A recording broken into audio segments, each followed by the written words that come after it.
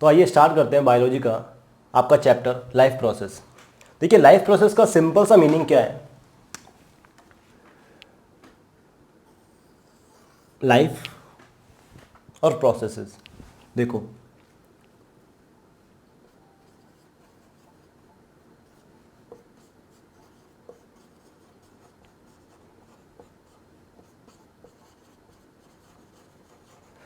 देखो बात कर रहा हूं बेसिक इंपॉर्टेंट प्रोसेसेस की, ठीक है, जो किसी भी इंडिविजुअल के या किसी भी ऑर्गेनिज्म के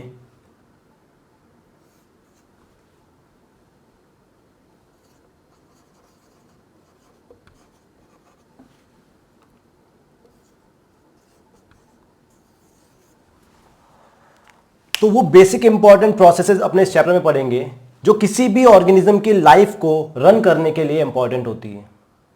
कोई भी बेसिक, जैसे कि लाइक आपका रेस्पिरेशन है, ठीक है, आपका एक्सक्रीशन है, आपका डाइजेशन है, आपका सर्कुलेशन है। तो इस चैप्टर में अपने उन लाइफ प्रोसेसेस के बारे में पढ़ेंगे जो कि आपकी लाइफ को रन करने के लिए इंपॉर्टेंट होती हैं, ठीक है। तो चलिए स्टार्ट करते हैं।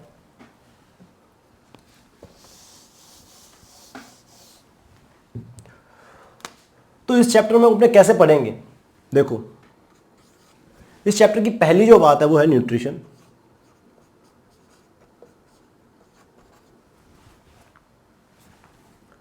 जो कि अपने किस में पढ़ेंगे, प्लांट्स के बारे में पढ़ेंगे और एनिमल्स के बारे में पढ़ेंगे, स्पेशल ह्यूमंस के बारे में, ठीक है। चलिए सेकंड जो टॉपिक पढ़ेंगे वो पढ़ेंगे रेस्पिरेशन, ठीक है। तो प्लांट्स और एनिमल्स दोनों का, और स्पेशल जो है रेफरेंस लेंगे अपने किसका, ह्यूमंस का रेस्पिरेटरी सिस्टम पूरा पढ़ेंगे यहाँ पे, ठीक है। थर्ड टॉपिक अपने यहाँ पे पढ़ेंगे सर्कुलेशन,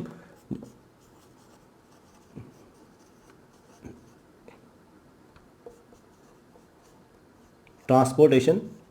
प्लांट्स के केस में पढ़ेंगे लाइक उसमें न्यूट्रिएंट्स और वाटर कैसे कैसे ट्रांसपोर्ट होता है, और एनिमल्स के बारे में स्पेशल पढ़ेंगे जो कि अपने पढ़ेंगे सर्कुलेशन इन ह्यूमंस, ठीक है। फिर लाइक फोर्थ टॉपिक जो है वो है आपका एक्सक्रीशन। ये भी सेम प्लांट्स और एनिमल्स के बारे में पढ़ेंगे। एनिमल्स में सेम वही ह्यूमंस,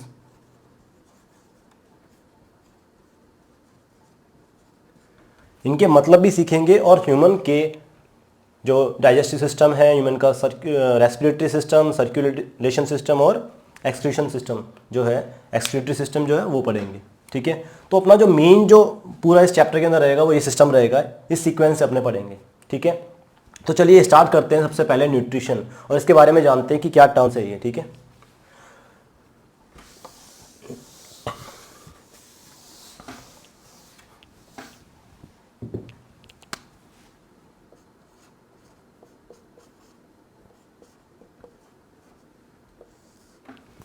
न्यूट्रिशन, देखो न्यूट्रिशन को सीधा सीधा समझते हैं।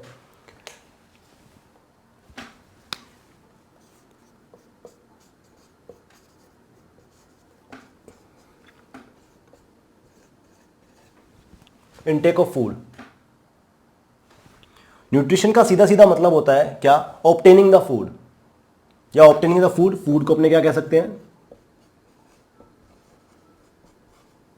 ऑब्टेनिंग द न्यूट्रिएंट्स, ठीक है। अब कहोगे सर ऑब्टेनिंग द न्यूट्रिएंट्स या इनटेक ऑफ फूड मतलब, देखो यार आपकी जो लाइफ है, अभी अपनों ने पढ़ा लाइफ प्रोसेसेस, ठीक है। आप लाइफ को रन करने के लिए जो भी बेसिक इंपॉर्टेंट जो आपकी बॉडी में रिएक्शंस चल रही होती हैं, आपको देखो अपनी जो बॉडी होती है ना वो सेल से मिलके बनी हुई है, आपको पता है, क्लास 9 में अपनों ने बहुत अच्छे से सीखा है। अब बेटा क्लास 9 में सेल जब पढ़ा था तो उसमें अपने में बहुत सारे ऑर्गेनेल्स पढ़े थे, माइटोकॉन्ड्रिया पढ़ा था, एनर्जी हाउस पढ़ा था, ठीक है, लाइसोसोम्स पढ़े थे। तो वहाँ पे बहुत सारे सेल ऑर्गेनेल्स होते हैं। आपको पता है अपनी जो बॉडी है मोस्टली किससे बनी हुई है, मॉलिक्यूल से मिलके बनी हुई है, एटम से मिलके बनी हुई है, ठीक है। सेल्स है, सेल्स के अंदर मान लो कुछ भी है, जैसे मान लो आपने एग्जांपल लिया यहाँ पे न्यूट्रिएंट है, मान लो कार्बोहाइड्रेट्स हैं, तो आपकी सेल के अंदर कार्बोहाइड्रेट्स भी होते हैं, प्रोटीन्स भी होते हैं, है ना। तो कार्बोहाइड्रेट क्या है, एग्जाम्पल उसका क्या होता है, फॉर्मूला क्या होता है, CnH2n।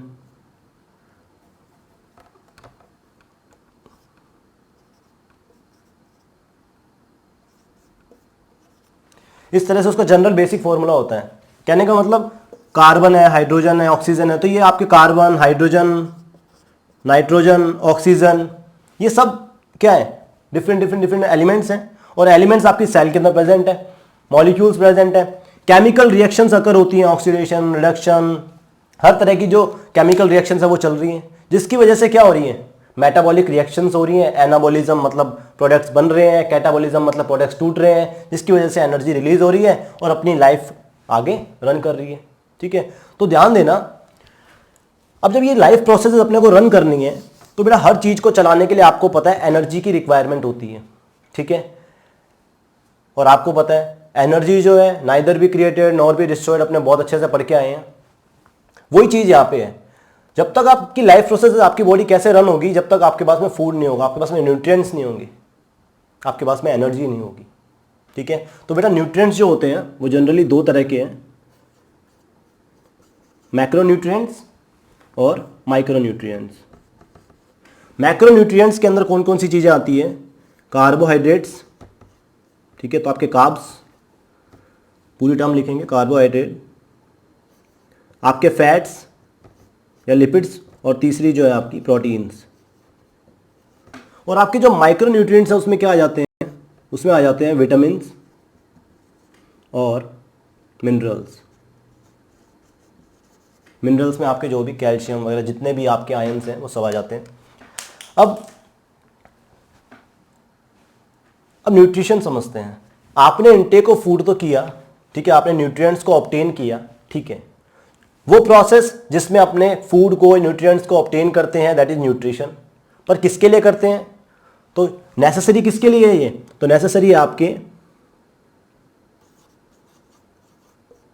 ग्रोथ के लिए, दूसरा आपकी बॉडी को मेंटेन करने के लिए, ठीक है, तीसरा रिप्रोडक्शन के लिए, चौथा आपकी हेल्थ के लिए, आपकी हेल्थ के लिए। तो ग्रोथ, मेंटेनेंस, आपकी रिप्रोडक्शन, हेल्थ, तो इन सब चीज़ों के लिए आपको न्यूट्रिएंट्स की जरूरत पड़ती है। ठीक है, और उन्हीं को ऑब्टेन करने का जो प्रोसेस होता है उसे अपने क्या कहते हैं, न्यूट्रिशन कहते हैं। तो कोई भी अपने काम करते हैं, ठीक है, तो अपने को एनर्जी की रिक्वायरमेंट होती है। ठीक है, और अपने को पता है कि एनर्जी का जो मेन सोर्स है अपने यूनिवर्स में, अपने सोलर सिस्टम में, वो क्या है, सन। ठीक है, तो अपने कंप्लीटली डिपेंड होते हैं किसके ऊपर, दूसरों के ऊपर। अपने खुद का जो न्यूट्रिशन है वो खुद बना नहीं सकते हैं, प्रोड्यूस नहीं कर सकते हैं। ठीक है, तो अपने डिपेंड होते हैं मोस्टली प्लांट प्रोडक्ट्स के ऊपर। ठीक है, और प्लांट किसके ऊपर डिपेंड होता है, सन के ऊपर। तो कहने का मतलब क्या हो रहा है कि जो एनर्जी अपने को मिलती है वो मिलती है सन से। ठीक है, सन से प्लांट को ट्रांसफर होती है और प्लांट से अपने को ट्रांसफर होती है। देखिए, तो बेसिक कंसेप्ट देखते हैं कि न्यूट्रिशन क्या होता है, डाइजेशन क्या होता है। ठीक है, न्यूट्रिशन इन प्लांट्स क्या है और न्यूट्रिशन इन एनिमल्स क्या है, उसका बेसिक इंट्रोडक्शन देखिए।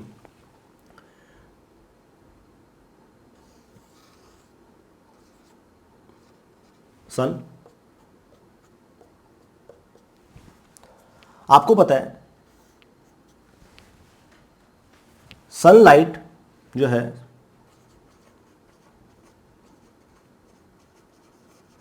जो सोलर एनर्जी होती है उसको प्लांट्स एब्जॉर्ब करते हैं। प्लांट्स उसको एब्जॉर्ब करके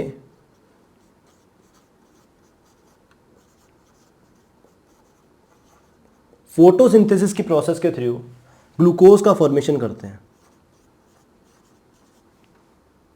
ग्लूकोज, और ये जो ग्लूकोज होता है ये सिंपल न्यूट्रिएंट्स होता है, सिंपल न्यूट्रिएंट या सिंपल कार्बोहाइड्रेट कह सकते हैं अपने से।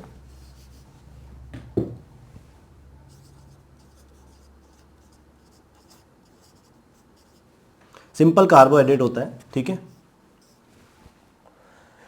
तो फोटोसिंथेसिस की प्रोसेस के थ्रू उस सोलर एनर्जी को ये कन्वर्ट कर देते हैं किसमें, केमिकल एनर्जी में। कहने का मतलब क्या कर देते हैं, कार्बोहाइड्रेट बना दिया। देखो तो सोलर एनर्जी जो थी, फोटोन्स वगैरह जो थे, उनकी एनर्जी को उसने कन्वर्ट कर दिया किसमें, केमिकल की फॉर्म में, कार्बोहाइड्रेट की फॉर्म में, ठीक है, by the process of photosynthesis, ठीक है। अब ये बेटा इनके न्यूट्रिशन का प्रोसेस है। देखो फोटोसिंथेसिस उनके न्यूट्रिशन का तरीका है। देखो ये क्या कर रहे हैं, इनटेक कर रहे हैं न्यूट्रिएंट्स को, कहाँ से, सोलर एनर्जी की फॉर्म में ले रहे हैं और न्यूट्रिएंट्स को ऑब्टेन कर रहे हैं, तो इनका फूड बन रहा है, फूड प्रिपेयर हो रहा है, ग्लूकोज। लेकिन ध्यान देना, ये इस ग्लूकोज को हमेशा स्टार्च की फॉर्म में स्टोर करते हैं। क्या करते हैं, store in the form of starch. Starch क्या होता है बेटा, it's a complex form of food, complex form of carbohydrate, ठीक है। तो कॉम्प्लेक्स कार्बोहाइड्रेट,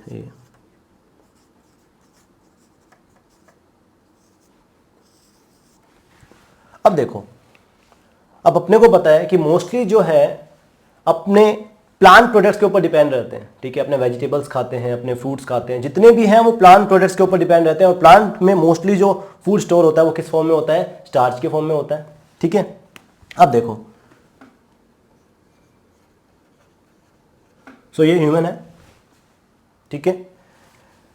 इस स्टार्च वाले फूड को अगर ह्यूमन खाता है, अपने खाते हैं, तो ये ह्यूमन की बॉडी में एब्जॉर्ब नहीं होगा। सर ये क्या कह रहे हो, हम तो सारे दिन हम तो खाते ही हैं प्लांट प्रोडक्ट्स, तो फिर एब्जॉर्ब नहीं होता तो कैसे। बेटा मैंने बोला स्टार्च एब्जॉर्ब नहीं होता। प्लांट प्रोडक्ट आप खाते हो लेकिन सीधा कभी भी बॉडी में एब्जॉर्ब नहीं होता। क्यों नहीं होता, क्योंकि अपनी बॉडी के अंदर जो एब्जॉर्ब होती है वो फॉर्म होती है सिंपलेस्ट फॉर्म, फूड की सिंपलेस्ट फॉर्म। सिंपल फूड हमेशा क्या होता है, एब्जॉर्ब होता है। तो सर सिंपल फूड, ये तो कॉम्प्लेक्स है। तो बस यही है, न्यूट्रिशन जो था प्लांट का वो तो क्या था, सोलर एनर्जी, मतलब फोटोसिंथेसिस के थ्रू वो क्या कर रहे थे, ऑब्टेन कर रहे थे अपना फूड, ठीक है, उन्होंने बना लिया। और अपने जो अपना फूड ऑब्टेन करते हैं वो प्लांट के ऊपर डिपेंड है। लेकिन इस प्लांट प्रोडक्ट को सबसे पहले क्या करना पड़ता है, देखो ये कॉम्प्लेक्स था, इस कॉम्प्लेक्स फूड को सिंपलेस्ट फूड में कन्वर्ट करना पड़ता है। और इसी प्रोसेस को अपने क्या कहते हैं, डाइजेशन कहते हैं। आपने कभी सोचा कि हमारे इतनी बड़ी एलिमेंट्री कैनाल क्यों है? हम पहले खाने को खाते हैं, चबाते हैं, उसके बाद में 2-3 घंटे वो स्टमक में रहता है, उसका ब्रेकडाउन होता है, डाइजेशन होता है, उसके बाद में अपने को एनर्जी मिलती है। क्यों? क्योंकि मोस्टली जो अपने प्रोडक्ट्स हैं वो क्या थे, कॉम्प्लेक्स थे, और उस कॉम्प्लेक्स फूड को सिंपलेस्ट में कन्वर्ट करना पड़ेगा, तभी इतनी बड़ी एलिमेंट्री कैनाल अपने पास में है। वरना ऐसा तो सिस्टम तो नहीं था ना कि अपनों ने फूड लिया सीधा और यहाँ पे एक चैन थी, चैन को खोला, फूड अंदर, चैन बंद, पेट भर गया, है ना। तो इतनी बड़ी एलिमेंट्री कैनाल का सिस्टम इसीलिए अपनी एलिमेंट्री कैनाल है, क्योंकि उस कॉम्प्लेक्स फूड को अपने को सिंपलेस्ट में कन्वर्ट करना पड़ता है। क्यों? क्योंकि अपनी जो एलिमेंट्री कैनाल है उसमें जो इंटेस्टाइन है, अपनी जो आंतें होती हैं, उनको इसी तरह डिज़ाइन किया गया है कि वो सिंपलेस्ट फूड को ही अपने अंदर एब्जॉर्व कर सकते हैं। अपनी ब्लड स्ट्रीम के अंदर जाना उसको बोलते हैं एब्जॉर्प्शन, तो सिंपलेस्ट फॉर्म को ही कर सकता है एब्जॉर्व। तो आपको पता चल गया होगा बेसिक डाइजेशन का मतलब क्या होता है, न्यूट्रिशन का मतलब क्या होता है, और लाइफ प्रोसेसेस का मतलब क्या होता है, ठीक है। तो देखो, न्यूट्रिशन प्लांट का फोटोसिंथेसिस जो कि ऑटोट्रॉपिक होता है, अपने आप सेल्फ प्रोड्यूस करते हैं या बनाते हैं। और ये होता है क्या, हेट्रोट्रॉपिक टाइप ऑफ न्यूट्रिशन, जिसमें क्या है, अपने दूसरों पे डिपेंड रहते हैं। तो ह्यूमंस क्या हैं, प्लांट प्रोडक्ट्स के ऊपर डिपेंड कर रहे हैं। तो कॉम्प्लेक्स को सिंपलेस्ट में कन्वर्ट करने का जो प्रोसेस होता है वो क्या होता है, डाइजेशन। तो अपने को पता चल गया अपनी एलिमेंट्री कैनाल क्यों होती है, ठीक है। तो बेटा ये है अपना प्रोसेस। चलिए,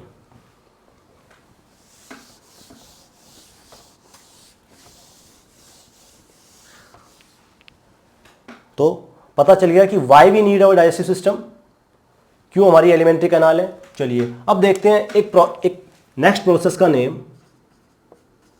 इस वीडियो के अंदर अपने बात करेंगे नॉर्मल सारी प्रोसेसेस के बारे में, छोटा छोटा बेसिक, ठीक है।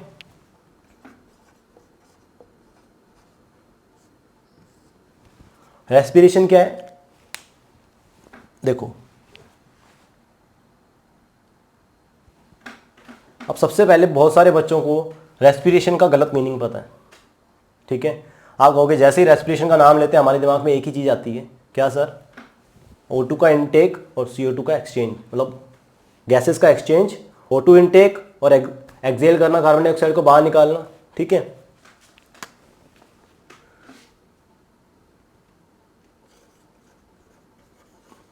देखो बेटा, लंग्स जो है, लंग्स में आप O2 लेते हो, आपके रेस्पिरेटरी नोज के थ्रू बाहर निकाल देते हो, और CO2 को आपने बाहर निकाल दिया। ये जो गैसेस एक्सचेंज हो रहा है ना एनवायरमेंट और आपके लंग्स के बीच में, ठीक है,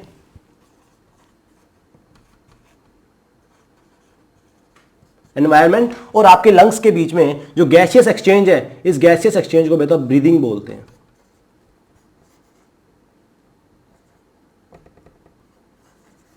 क्या बोलते हैं, ब्रीदिंग। ये रेस्पिरेशन नहीं होता है, ये दोनों ही टर्म्स क्या है, डिफरेंट है, ब्रीदिंग एंड रेस्पिरेशन। तो गैसेस एक्सचेंज होता है ब्रीदिंग, ठीक है, जिसमें सिर्फ एनवायरमेंट और आपके लंग्स के बीच में एक पैसिव प्रोसेस है, इसमें एनर्जी नहीं लगती है, पैसिव प्रोसेस है, मैकेनिकल प्रोसेस है।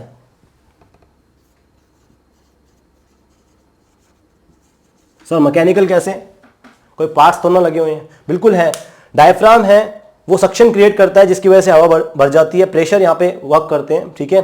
और जब डायफ्राम की और रिब्स की मूवमेंट होती है तो बाहर निकल जाता है, एक्सहेल हो जाती है कार्बन डाइऑक्साइड, ठीक है। तो ये मैकेनिकल प्रोसेस है, इसमें कोई एनर्जी वगैरह, मतलब जनरली मैकेनिकल प्रोसेस है, एनर्जी तो जो है वो लगेगी मसल्स वगैरह में। अब रेस्पिरेशन की बात करते हैं, तो रेस्पिरेशन क्या है सर, फिर देखो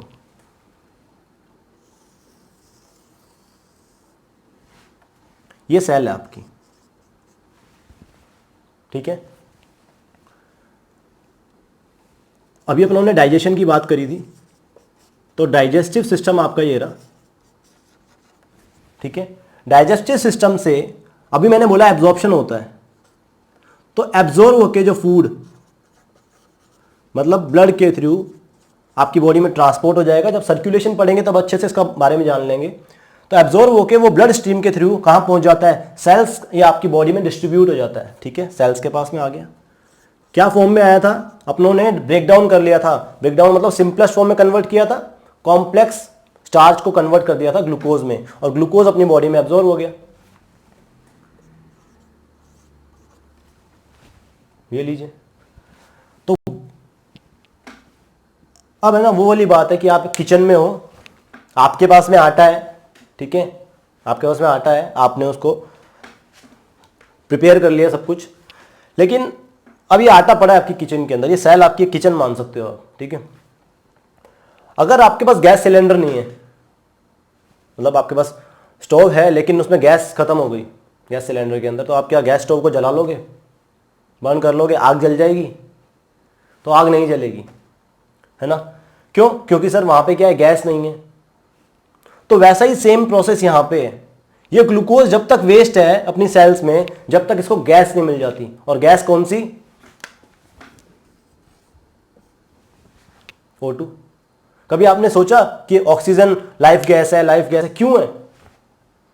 क्योंकि अपनी लाइफ को रन करने के लिए जो एनर्जी अपने को चाहिए, जो सेल्स एनर्जी क्रिएट करेंगी, वो इस O2 की वजह से ही करती हैं। जैसे एग्जांपल, अपनों ने कंबशन किया था C+O2 to form CO2, oxidation हुआ था ना वहां पे। वैसे ही इस ऑक्सीजन का यूज क्या है, इस खाने का ऑक्सीडेशन करवाना, इस फूड का ऑक्सीडेशन कराना और एनर्जी प्रोड्यूस करना। ये CO2 क्यों बाहर निकलती है सर? तो वही एक तरह से कंबशन हो रहा है अंदर सेल्स के अंदर, जिसकी वजह से CO2 बाय प्रोडक्ट निकलती है, बाहर निकलती है। देखो, तो ये जो हमारी O2 थी, ये इनटेक हुई और ब्लड स्ट्रीम के थ्रू आपके रेस्पिरेटरी सिस्टम यहां पे काम करेगा।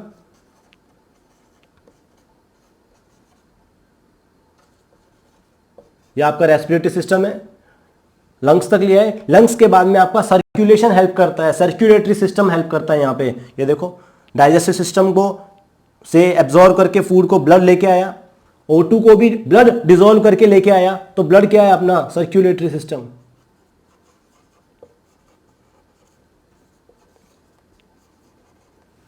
ये बाद में पढ़ेंगे, इन टर्म्स को बहुत अच्छे से पढ़ेंगे, सिस्टम्स को, ठीक है। तो O2 को कौन लेके आया, ये लेके आ गया। अब देखो अब क्या होगा, ऑक्सीडेशन होगा, यहां पे ऑक्सीडेशन रिएक्शन होगी। तो ऑक्सीडेशन से क्या बनेगा, तो सबसे पहले यहां से निकलेगी कार्बन डाइऑक्साइड, ऑक्सीडेशन हो रहा है ना, तो CO2। अब इस CO2 को आपको पता है क्या होगा, बाहर निकाल देंगे, राइट। तो O2 आएगी, CO2 बाहर जाएगी। वो सेम ब्लड उसको पिक करेगा, पिक करके लंग्स तक छोड़ेगा, लंग्स से मैकेनिकली उसको क्या कर देंगे, अपने एलिमिनेट कर देंगे, बाहर निकाल देंगे, ठीक है। अब देखो CO2 बन गई, साथ में यहां पे क्या बनता है, वाटर, और साथ में बनती है बेटा एनर्जी। ये एनर्जी जो बनती है, ये बनती है ATP की फॉर्म में। ATP मतलब एक केमिकल की फॉर्म में स्टोर कर लेते हैं अपने। ये क्या है, केमिकल है, केमिकल मतलब कंपाउंड है, उस कंपाउंड की फॉर्म में यहां से इस प्रोसेस से जो एनर्जी रिलीज होगी उसको अपने क्या कर लेंगे, स्टोर कर लेंगे।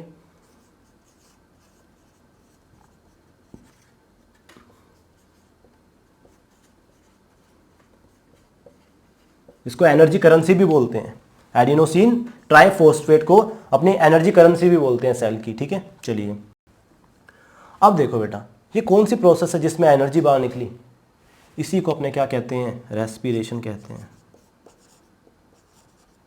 यही है रेस्पिरेशन की प्रोसेस, क्या, ऑक्सीडेशन ऑफ ऑर्गेनिक कंपाउंड्स और organic substances to release energy in a cell is called respiration. Oxidation of organic compounds, चाहे वो कार्ब्स हो, चाहे वो लिपिड्स हो, चाहे वो प्रोटीन्स हो, तो oxidation of carbonic compounds to release energy in a cell, this process is known as respiration. तो आपको पता चल गया बेटा, ब्रीदिंग और रेस्पिरेशन दोनों क्या है, these are two different terms. तो रेस्पिरेशन का समझ आ गया क्या होता है रेस्पिरेशन। तो अब आपको पता रहेगा क्या, कि हमेशा सेल के अंदर जो एनर्जी प्रोडक्शन होता है वो होता है रेस्पिरेशन, ठीक है। और वो ऑक्सीजन अपने को इसीलिए इंपॉर्टेंट है, ठीक है, वो अपने रेस्पिरेशन के थ्रू एनर्जी प्रोड्यूस करवाती है। चलिए नेक्स्ट टर्म,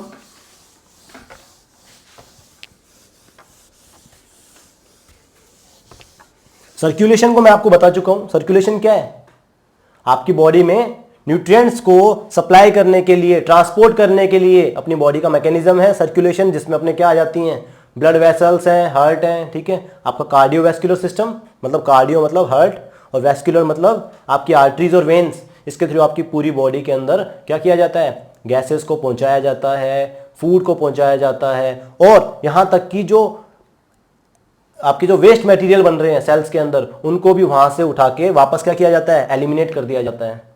जैसे किडनीज में आके छोड़ दिया तो किडनीज उसको क्या करेंगी, फिल्टर करके बाहर निकाल देंगी। चलिए तो नेक्स्ट टर्म देखते हैं,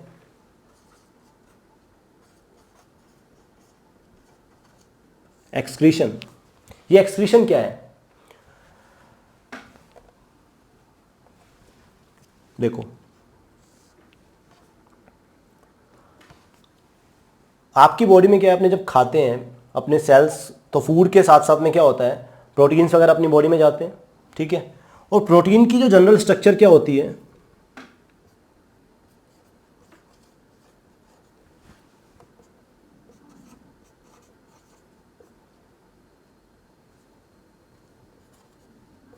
ये आर वगैरह के मतलब जो है बाद में सीखेंगे, अभी जो मेन मतलब मैं बता रहा हूं वो देखिए।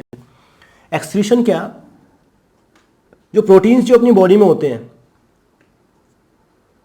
जब आपको तो प्रोटीन्स को बॉडी में कभी भी स्टोर नहीं किया जा सकता, ठीक है। तो प्रोटीन्स जो होते हैं वो नाइट्रोजनस कंपाउंड होते हैं, मतलब उनमें नाइट्रोजन होती है, ठीक है,